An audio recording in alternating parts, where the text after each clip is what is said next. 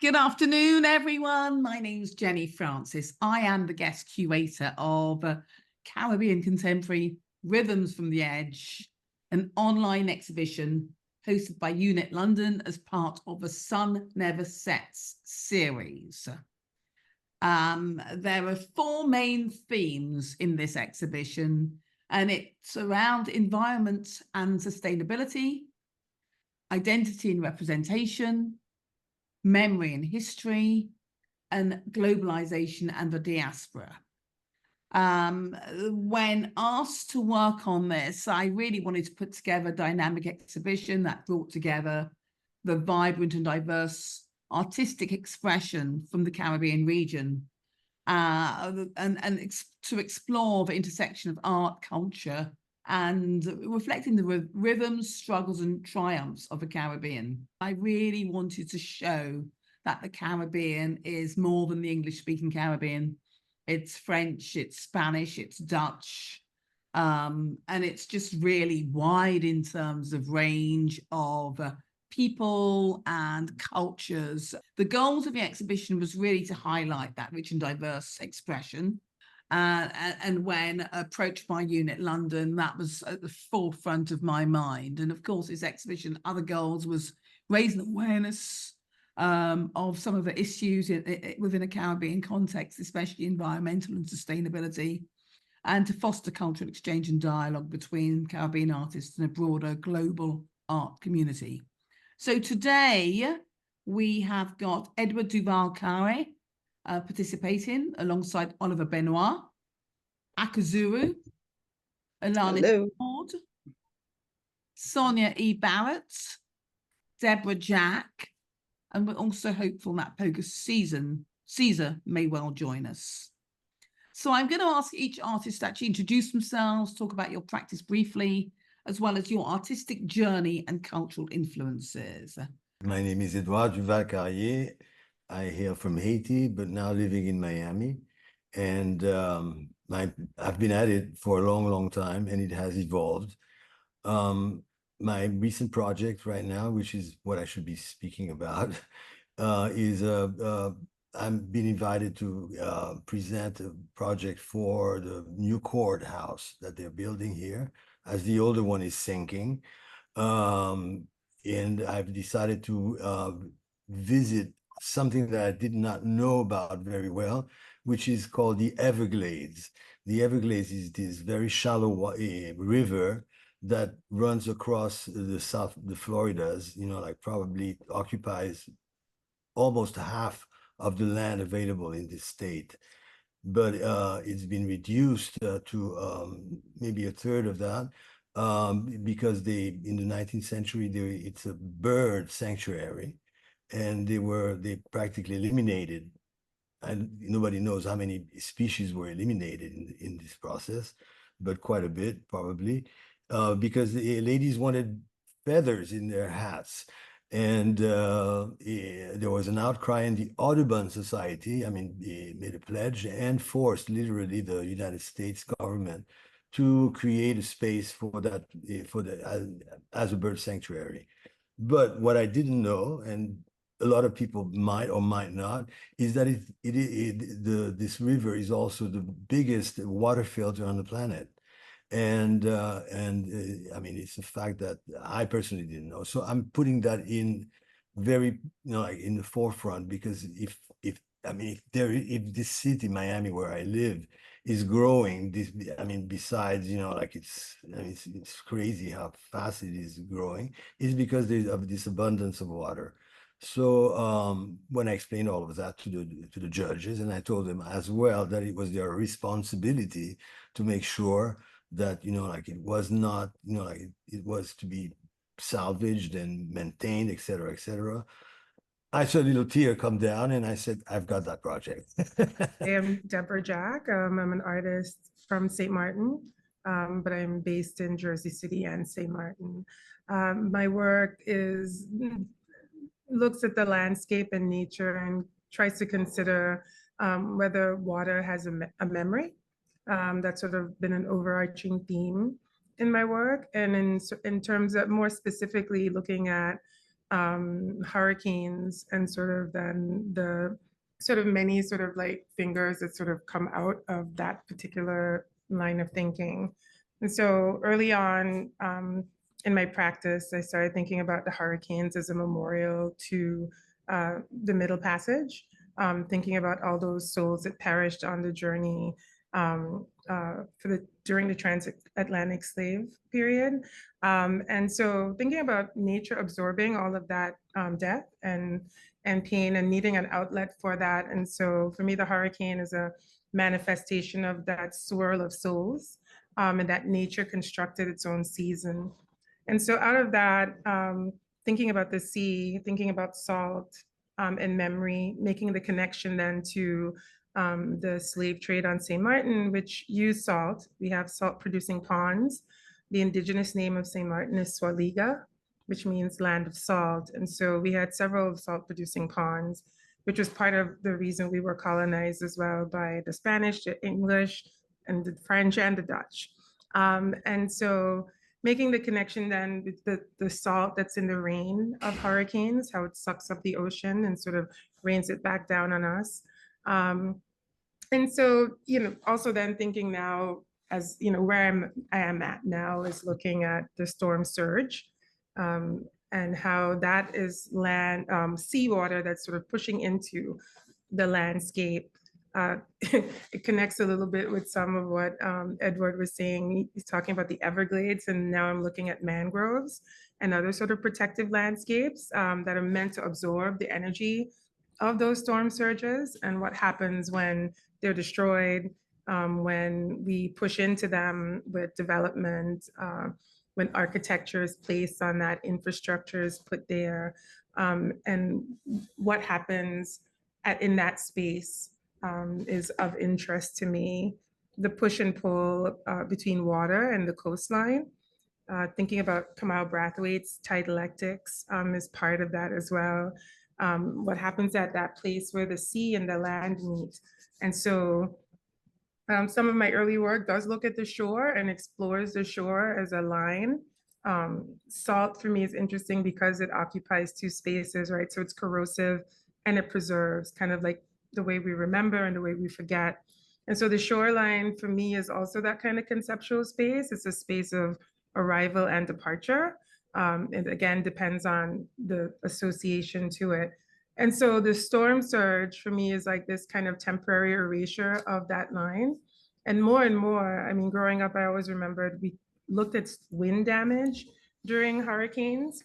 And more, there's been an interest in the surge and storm surge damage and what that sort of tidal wave means.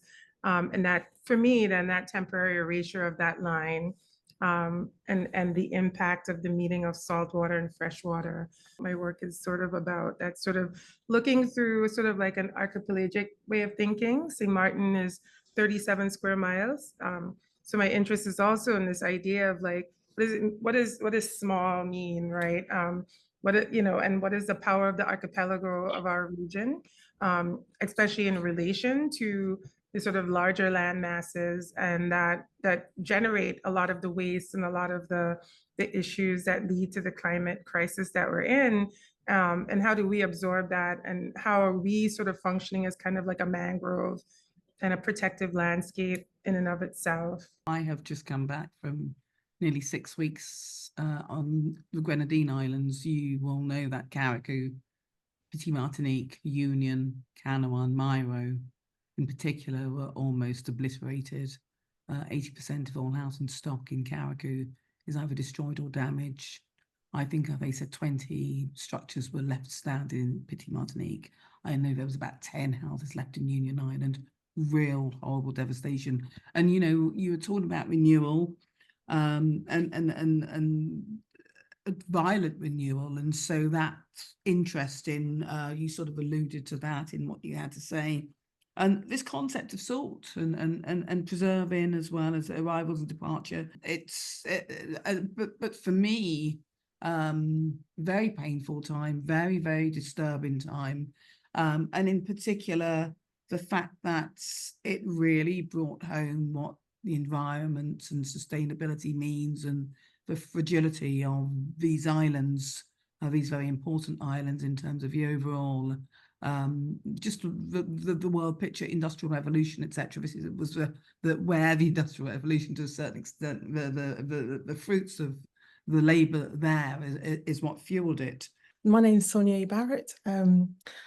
I'm a visual artist with a practice that's really focused on, well, it's moved. So really, I started with a focus on furniture, and I was very much thinking about the tree in the wood as a tree, and often tropical trees that are tied to the export that happened as a result of slavery. So because of the excessive wealth of slavery, these trees were felled and moved in the same ships that enslaved people were moved. And really what happens to these trees when they arrive here in the UK. So it's so interesting to hear about the mangroves and Everglades. I feel like I'm also dealing with the forest, but the forest as it arrives here. And my practice really started looking at how can I begin to think about objectification of peoples and animals and things in the context of Britain and Europe, and where is the evidence of all this? And I really found it like in the drawing rooms of these great houses with these huge pieces of furniture that were all like brown and dark brown and brown like me. And I started to replace the furniture with my own body and perform the furniture.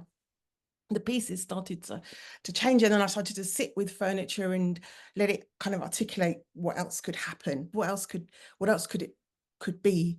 And so each time I worked with the furniture, is it a chair or a table, I selected the ones that had already multiple elements of life in. So there was like this particular type of furniture called the Queen Anne style. It's got this like lion's foot in it, and it looked very much like my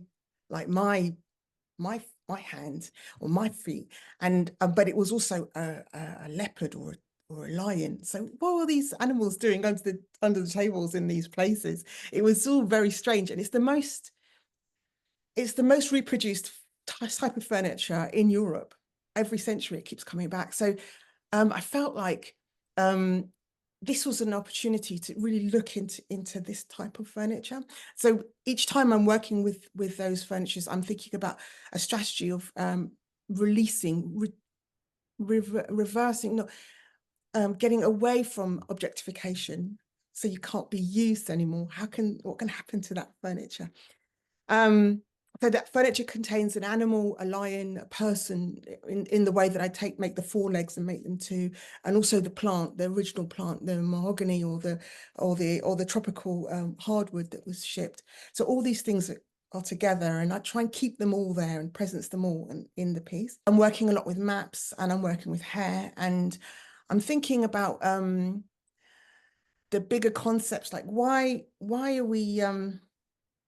are we wedded to these particular norms intellectually? How do we understand the world? And the geography is one of the main things that I've really been coming up against within maps and the use of maps. And so I've been braiding and maps to try and get to the fact how we're all interconnected. And this kind of interconnections really is kind of the kind of thing that you see in paint in the work of Wilfredo Lamb or Ras Dizzy or Aubrey Williams, who are always talking about all these interconnections. And I'm trying to find them in Britain, in the stately homes of Britain, but also trying to articulate a new kind of way, a new form of understanding certain subjects like geography, but also, where do we belong? So when I made A New Sky, there was this sense of we could be from many soils, but authentically, because the cloud moves and the rain rises from one place and it makes this cloud, and the cloud travels somewhere else and it waters down somewhere else. And so like this cloud starting to be is like a metaphor for another way to understand Black, so more fluid. I've been painting for over 30 years, almost all my life, actually. All my adult life. I've been more or less driven by the environment around me, and also as a sociologist, I find that I pay a lot of attention to thinking both artistically and sociologically about issues that are driving my work. And that is, in fact, a lot about the history, heritage, colonialism, and so on, seem to influence the way in which I think of art and what I try to explore in it. I think part of this whole process is a question of how much we've been the struggle of the people of the Caribbean, and in many ways against colonialism, and basically an attempt to shape one's identity in the region, in the struggle of all what has happened over the years. I've been looking at some of the cultural heritage of Carriacou, and as Jenny was just talking about the disaster and so on in that region, I really was focusing on a particular cultural activity in Carriacou, which seems to have disappeared from other parts of the Caribbean, but exists in Carriacou. And some of that work I'd shown at the Venice Biennale, which is called Shakespeare Mass. And what I believe interests me so much about some of these activities, and particularly looking at it not just visually, but also intellectually in terms of from a sociological perspective, is that there are always some hidden words or hidden intent in what we do in the Caribbean, particularly in attempting to shape that identity. And it took me to think a lot about the school system. And as we have grown up in a society where we got accustomed under British colonialism to think of schooling as not a most exciting place to be in any school, but really a place where you had to go and learn, but learn in a way that we don't normally think of today, a sort of rote learning where we were beaten to really understand what is, to actually learn and able to talk about, to express yourself in that way. And in some of these work, in fact, some of the work now being displayed is, I refer to it as shaping the mind, whipping the mind, because this is how we learn. I have a series that I've been working on, which is a brick series. And we have inherited historic buildings. And even at a point in time when history and the environment is so important, even what I've been doing here is using the bricks that are of some of our historic, town of St. George's, which is one of the more iconic city in the Caribbean. While it was built out of the slave labor, bricks building and so forth, the entire structure was built under colonialism, but we seem at times to neglect the importance of what has happened in the past, particularly our ancestors who built these buildings. We seem to ignore that. What we tend to do today is to just destroy those buildings for the modern way of building, which in a sense, the history has disappeared. So in this case, what I've done is to crush the bricks and use it as texture in my paintings, which is what is a way of preserving history in that sense. As I was visiting the William Morris Museum, I recognized that one of the things that we cherished in Grenada, or in the Caribbean in general over the years, was the Morris chair. And I decided to investigate that because I remember growing up in Grenada, it was very important around Christmas time to pay attention to and to prepare and to polish a chair and get it ready for Christmas time. And I did not know at the time that those chairs were part of the design of William Morris. So I started doing some research on that and recognized that, we took that chair as an important chair in growing up in in the Caribbean. And when we think of it today, hardly anyone recognized that history, and that has lost. I have been in the practice of doing what I call transdisciplinary work, art practice, for more than a little over 30 years now. My work really centers around healing and spiritual consciousness, and also an awareness, a deep awareness of your natural world and natural environment. I wouldn't call myself an environmentalist, but an environmentalist in a spiritual way. I studied fashion in the UK during the 80s. I call it the glorious 80s because so much experimentation was happening at the time. Trinidad was, alive with, a lot of culture and experimentation as well. Famous fashion designers and carnivalesque and what have you. And so that was my foundation. This was my catalyst from which I went to the UK, another catalyst from the UK. From there, I went to Nigeria, where I studied. I wanted to learn more about Africa. I wanted to connect with my African ancestry, my African roots. And I was there for 7 years where I studied textiles. I look at the carnival, the Trinidad, which is a grand festival, especially during the time of between the 60s and the 80s. I looked at that grandness and the majesty of it as a sort of, superstructural entity. It's very performative.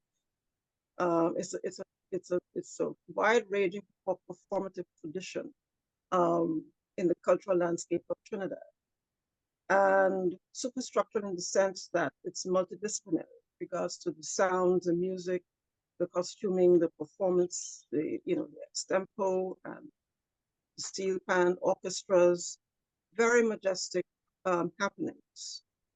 So, this was the foundation from which I threw myself into my art, which started out being, and of course it's primarily performative. And from my performative and fashion base, also brought forth my, installation works, sculptural installations. And the basis of what I do is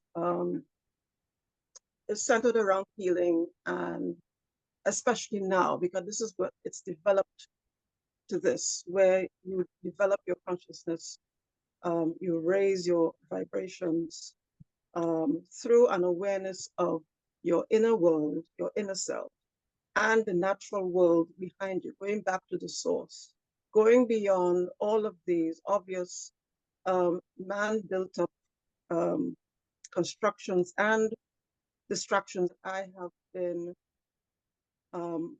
focusing on the power of the feminine power and feminine energy. And this was more pronounced in the recent exhibition I had at the Central Bank Museum here in Port Spain in Trinidad, called Parthenogenesis, a maze of silence within a roar. And this was an all-out mystical healing work where I looked at what used to be a whaling industry in Trinidad and Tobago, especially from the 18th century. And I looked at, in tandem with the season of the time when I was having this exhibition, where a particular tree called the pui blossoms at a particular time. And at that time, it's the pink blossoms that occur at that time. And so the color theme, the pink, reverberated throughout the exhibition, not in a sort of like brash way, but it was subtle, but it was there. And it had that mystical meaning about it as well. But at the ocean, the reason why also I was interested in that space at the Central Bank, because of it's because of its proximity to the ocean, that Caribbean Sea that connects the whole archipelago of the Caribbean. And this is something that that resonated deeply within me. Because of the whale, I see the whale as these mystical creatures, and I see and I feel their pain of what they encounter out in the ocean. But interestingly,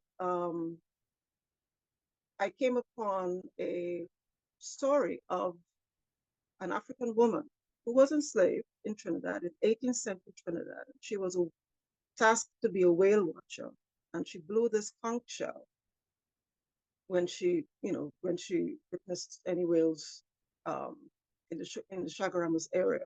And there's also an area called Bolo Rocks. Her name was Bolo, and there was an area called Bolo Rocks named after her. And I was very intrigued by that because I also saw her as someone, I saw her as someone communicating with us, not just alerting the colonialists about whales, but communicating with them and through them communicating to our homeland, Africa. So I worked that into the thematic of the Parthenogenesis solo exhibition. So this reverberated through my performance when I blew the conch shell. It's sort of like made an instant connection from then and now. And so the tempests, the annual tempests that take place in the Caribbean, which are devastating, which can be quite devastating, and which is terrible to hear about what has happened to Carriacou, the Grenadines, and other parts of the, vulnerable parts of the Caribbean, where these tempests hit. These tempests, as destructive as they are also, I consider to be cleansing. It's mystic. This is not to trivialize the pain and the trauma of what people go through historically. But in rebuilding oneself, in rebuilding one's life, it is hoped that one can look at oneself anew internally to bring about, a higher kind of, existence. On the one hand, we're in the middle of rainy season, and you're seeing new green all around you, even though you're seeing broken trees and broken buildings. And so there is this violent renewal. And then we think about places like Jamaica that had Hurricane Gilbert in, I think it was the 90s, or when Grenada had 20 years ago had Hurricane Ivan. These places, you're there today and you cannot see any recollection. And even Carricou's last hurricane was in 1954 before this one. So there's a renewal, there's a violent renewal, and there's a cleansing on the one hand and an opportunity. One of the things they're saying in Carricou is this is the opportunity to build back better. Well, we'll see what that means. On the 1st of July, as you all know, there was this hurricane coming through. It was a tropical storm that developed within 48 hours to a hurricane nearly category 5 or just bordering on, winds of 165 miles an hour above the Grenadines. And of course, they were going to be battered totally. And one of the quotes from the Grenadian Prime Minister was the island was basically, it was shredded in 30 minutes. So there is a charitable angle of this particular project, and 10% of all sales will go to NADMA, which is the Grenadian government's disaster management agency, in terms of being part of a build back. So Simon Steele, who was the UN's top climate official, who's from Carricou, said that Beryl is yet more painful proof that every year the fossil fuel-driven climate costs are an economic wrecking ball. It's in billions of households and small business, and governments everywhere need to step up. Every economy, if not, the entire world will face the blunt force trauma head on a continuous basis. And then there's a Grenadian Prime Minister who was calling out. He says this hurricane is a direct result of a climate crisis. That Grenada, the Caribbean, and other small island developing states are on the front line of.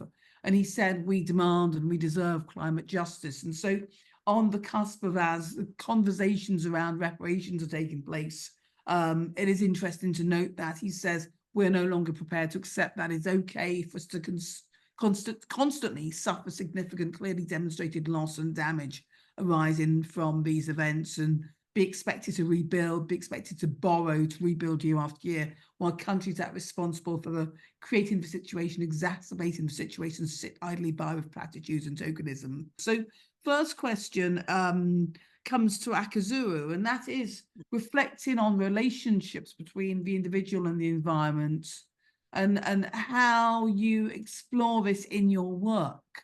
People, human beings, Homo sapiens, are also part of the ecosystem. So therefore, as human beings, we should also feel, we are supposed to be feeling that we are part of, a continual ecosystem. Human beings have been disastrous over time to the natural world over many years. So I would like to think that what I do with my work is restorative. And this is why I also touch on the feminine energy aspect, because many cultures, many ancient cultures of the world celebrate, celebrate and acknowledge the feminine energy of the natural world in their spiritual rituals and practices and what have you. And it is primarily why in my performances, I invite women from different backgrounds to participate and to see themselves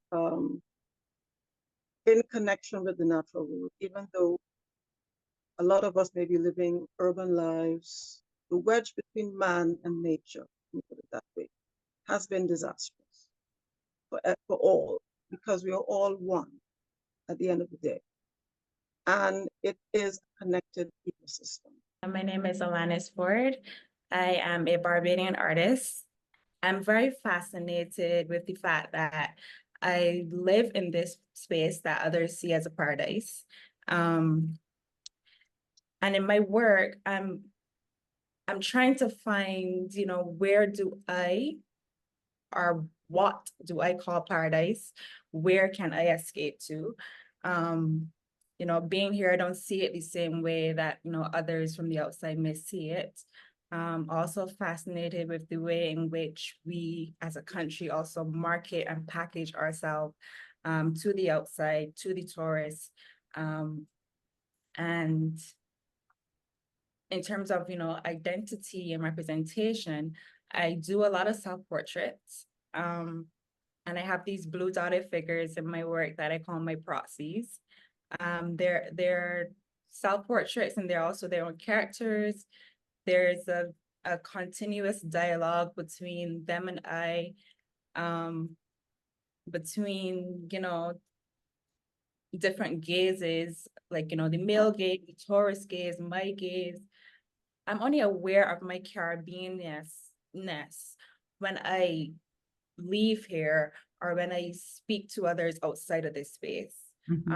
I live here, I'm born here, I'm based here, very influential to the type of work that I'm creating. For example, I did a residency in New Jersey for 3 months, and by the end of that time, I was like, okay, I need to get back to Barbados, because that's where my work stems from. That is where my creativity and imagination flows from for the work that I'm creating and concepts that I'm interested in.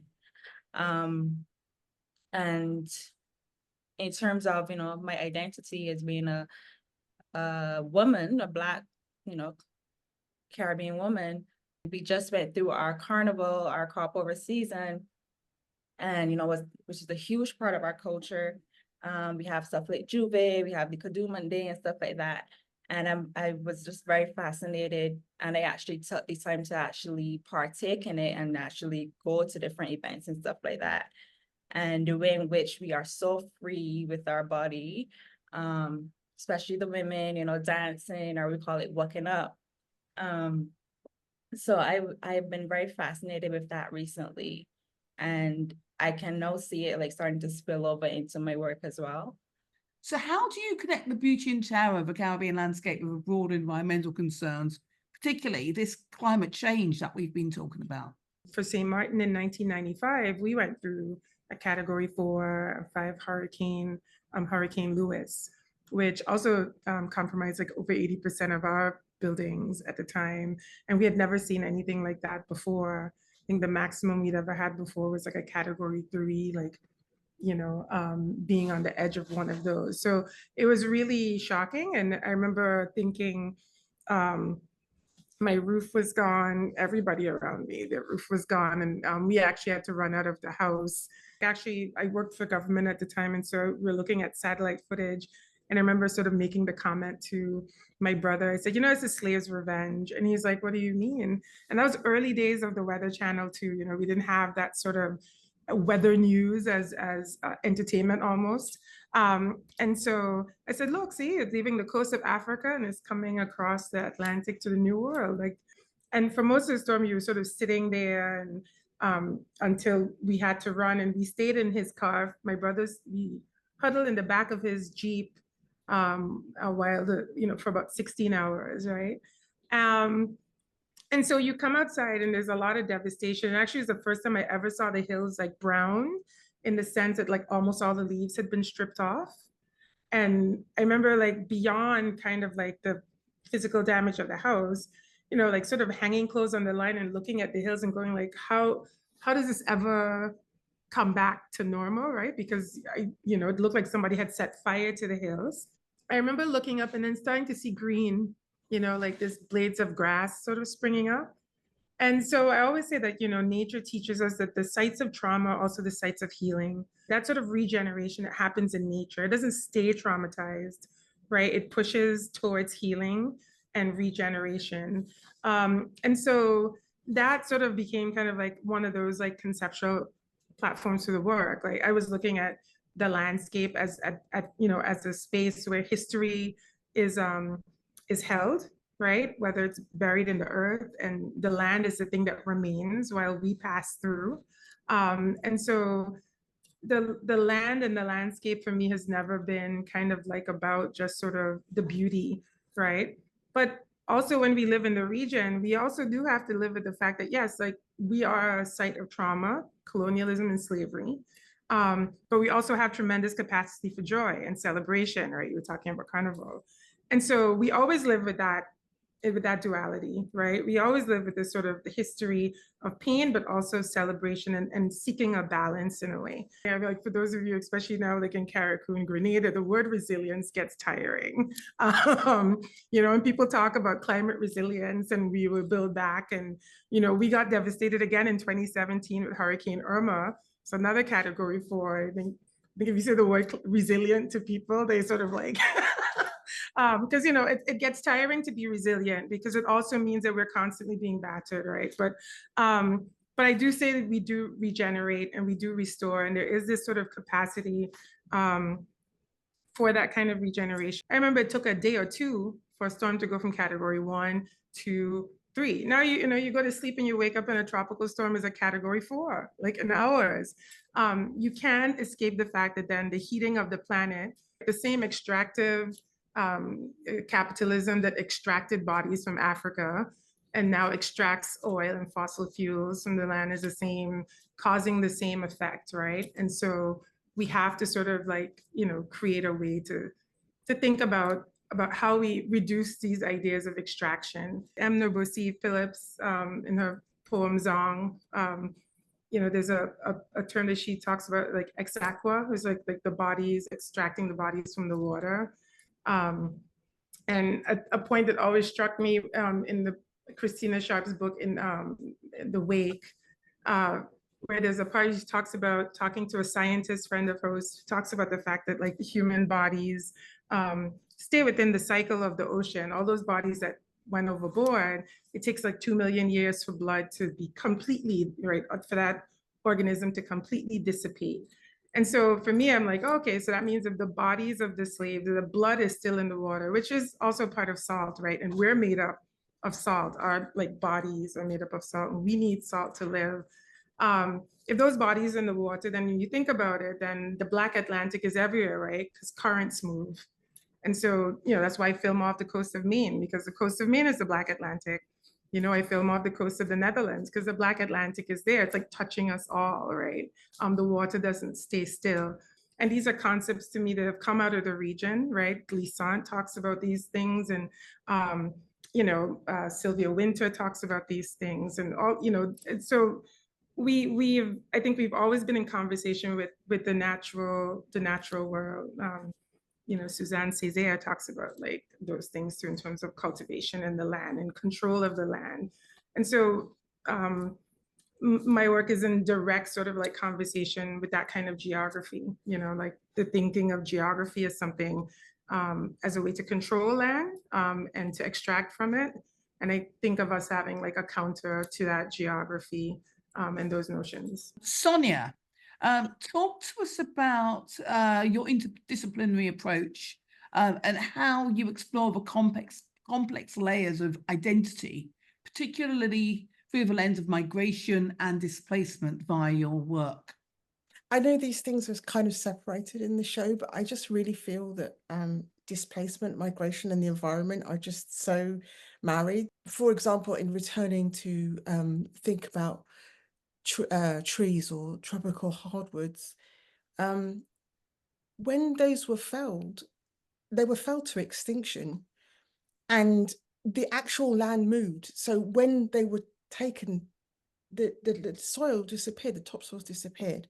So people were moved, trees were moved, soil moved, soil washed away. And to the extent that, so I think that the displacement of peoples is directly linked to displacement of nature.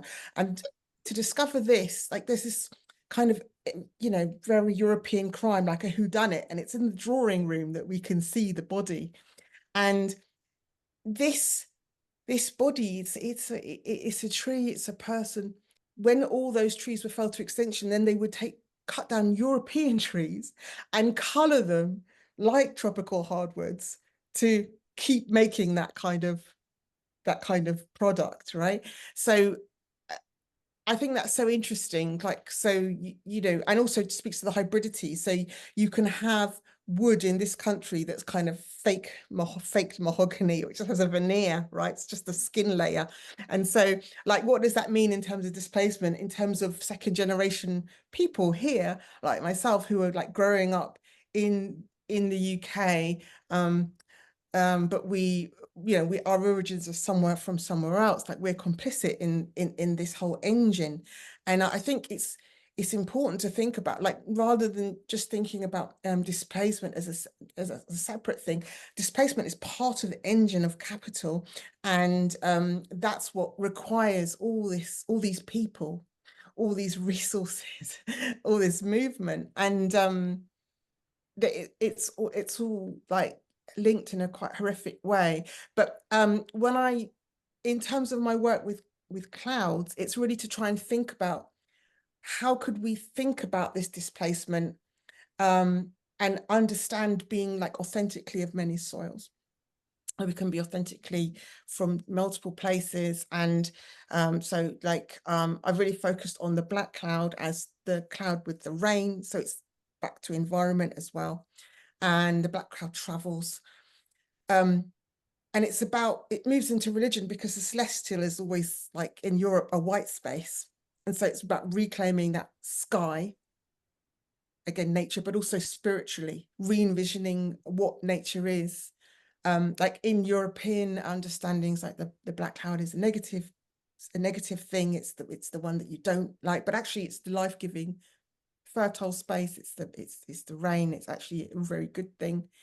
And it ties in wonderfully to industrialization as well, because in Europe, I mean, when people from the Caribbean really came to Britain, the thing that struck them the most was these black clouds, the industrialization, how filthy everything, that sky was, like all those products. And so from being a natural, life-giving black cloud, we've come to like this cloud of pollution. So how that traces through our movement from one place to another, our understanding, our idea of the heavens, I think it's all very much interlinked.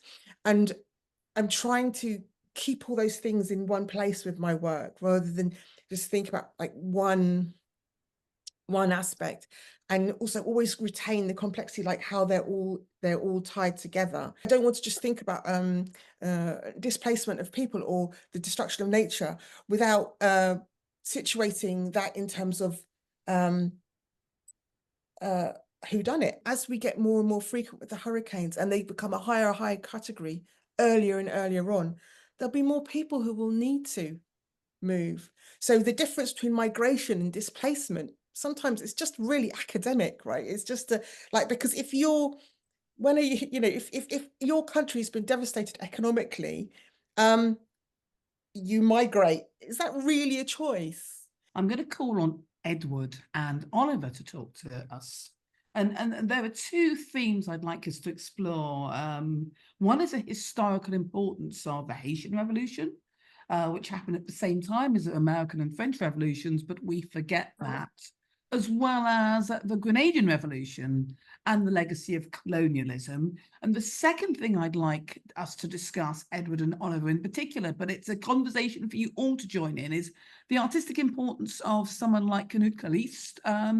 Oliver, we know that a lot of his work may well have been destroyed in Carriacou, as well as Edward, I don't know if you know Madsen Montpremier's art and whether or not you're able to talk to that. Since I'm the first revolution, I'll start. The Haitian Revolution was, I mean, really something to reckon with. And the first, I mean, stick in the wheels of colonialism. And they made us pay quite dearly for it. France imposed a crippling amount to be repaid for the loss of property. And which property was it? Was the slaves themselves who liberated themselves. It took more than 100 years for Haiti to, you know, like to, I mean, finalize this debt. And in the process, crippling a nation that was just starting, and starting under the guises of democracy and liberty. So, I mean, really, the word crippling applies very well to this. And the result of that is what's happening today in Haiti, because I mean, you know, like you don't have a government, we don't have a government anymore, because all they know how to do was to repay a debt. So, you know, like nation building is not part of their program. What's interesting about the Haitian Revolution is how, even, I mean, now I'm speaking to British people. I mean, did you know that part of the revolution was against Britain because they sent their troops to Haiti at the same time as the French, and more than 65,000 British soldiers died in the process, something that Britain has totally erased from its annals. I mean, to find information about who was there and who they were, which boat perished, etc., is very, very, you know, I mean, you really have to go to very specific archives to find all of these details concerning these events. Talking about displacement, which is quite extraordinary, is when the French left and went to Cuba first, and to where they revived or instituted coffee and sugar industry, because prior to that it did not exist in Cuba, and continued over to the US, particularly to city like New Orleans. What they tell you is that 4,000 Frenchmen showed up. Well, the 4,000 Frenchmen, one has to be very clear about what was going on there. 2,000 of them might have been pure whites. The other 2,000, you know, like were mixed bloods, and they were accompanied by 10,000 slaves. When I go to New Orleans, it's not a French city. It's more of a Caribbean French, and probably, you know, a Haitian city, to be exact. Haitians start their history with their revolution. The 300 years that we spent with the French, you know, like we practically erased or forgot it. And it's when I went to France that I realized how French I was, because nothing escaped me and nothing, you know, like was really foreign to me, because I mean, 300 years living with people, you get something out of it.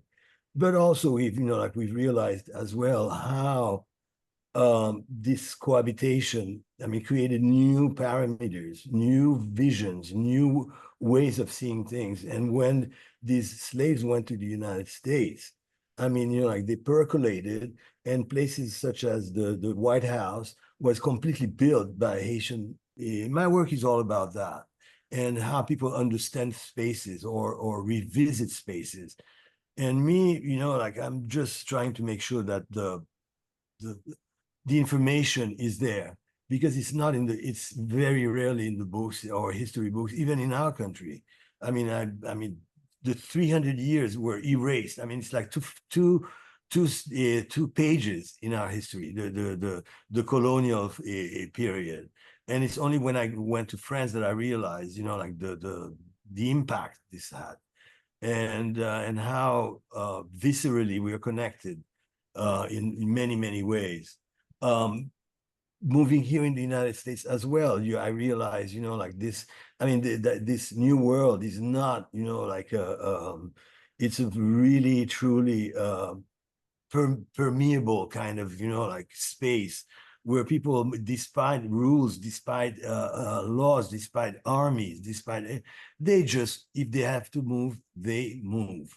And the impact of, for example, the Haitians in this city, Miami, is just astounding. Finally, they're starting to understand that the new world, as it's called, you know, like was a place of plunder.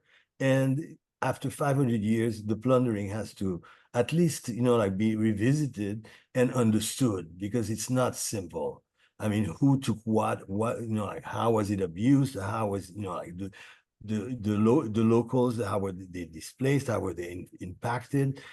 It's mind-boggling, and none of this is really spelled out in history books.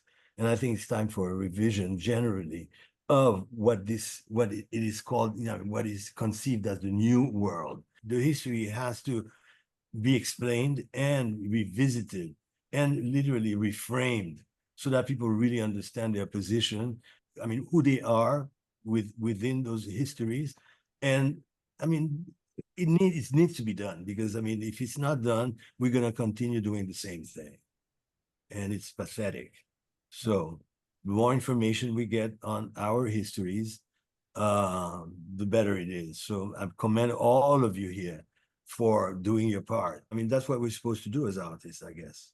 As a professor as well at the university, teaching Grenadian students, when you ask about the Grenada Revolution, no one seems to know about it. But it's not just the Grenada Revolution as such. There's so many part of our history which has not been documented, and which a lot of people begin to create their own ideas about history, society, and so on. Sometimes the history, the past, seems to always evade us. What I decided to do in that regard is do a series of work on the Grenada Revolution, because I thought that it needed to be documented. The memories of the Grenada Revolution so what I did was to start talking to people and interviewing people to hear the stories of people who had experienced the revolution. And this is looking at the revolution 40 years after it had collapsed, in that sense. And the information I got from those people, I put an exhibition together that it really was a audio-visual exhibition with paintings and people listening to the voices of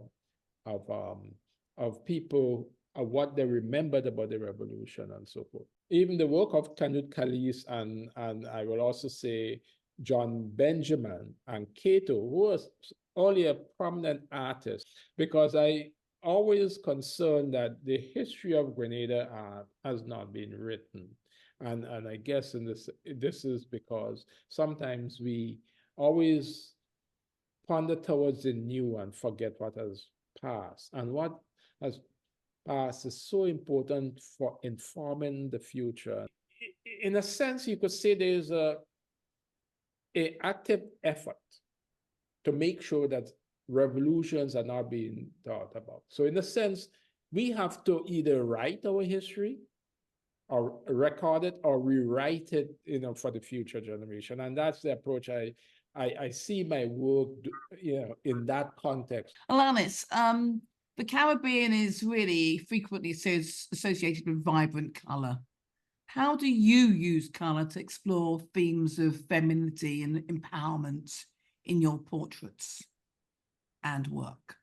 I became so aware of how bright everything is here when I travel, and especially when I travel to London and places like that, and it's so gloomy, and I'm like, oh, that's why I am using all this color in my work, because that's what I'm surrounded by. And I also really love the idea of people looking at my work and just at first glance, it's so pretty, and then when you spend a little time with it, you see the layers underneath.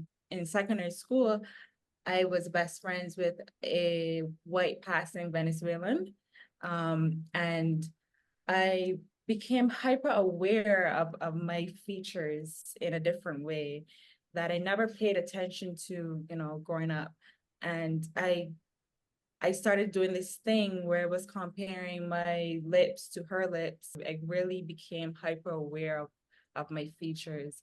And when you look at my proxies, especially there's the face, I play around a bit with the minstrel in terms of blackface and looking at, the idea of the red lip against, a silhouetted or a black face. I think of our region as expansive. I think of like the archipelago, much like poetry. I think about poetry as not a contraction of language, but those spaces are space for expansion, right? The same way that those spaces, I think, between the islands are also like sites for expansion and expansive thinking. Artists are alchemists in that way, right? We pull all these threads together. I was displaced from Haiti because of the political situation. My parents decided to emigrate, and we went not too far. We went to Puerto Rico. So now I'm like completely a Caribbean product in the sense that I speak French, English, Spanish. I'm in a city that literally has the people of these places here with me, and I find it that nothing escapes me. I realized that I had to understand and know better my fellow Caribbean people. So I installed this project here, which is on its 15th year, and it's called the Global Caribbean. And what I wanted to know is there an artistic, like kind of a way that Caribbean people express themselves, or is there a commonality? Well, what I found is that we're all the same, but our art is not, is very individual, and which is wonderful because this island promote that. It's been very difficult for me to try to coalesce a whole archipelago into one kind of concept, and it's not possible. But at the same time, because it's not possible, that's what makes it unique as a group. And I find it, like really absolutely wonderful that, I listen to all these artists with their preoccupations and their interests, and it's like they sound like me and I sound like them. Today was amazing, and I know that when the material comes out, and even afterwards, as I start to think about the depth of the information that we covered, the subjects, your passion, hearing more about your practice, it's been really rich for me. So just a mega thank you, and I'll speak to you, each of you individually over the coming weeks, but I really appreciate both your support and your participation.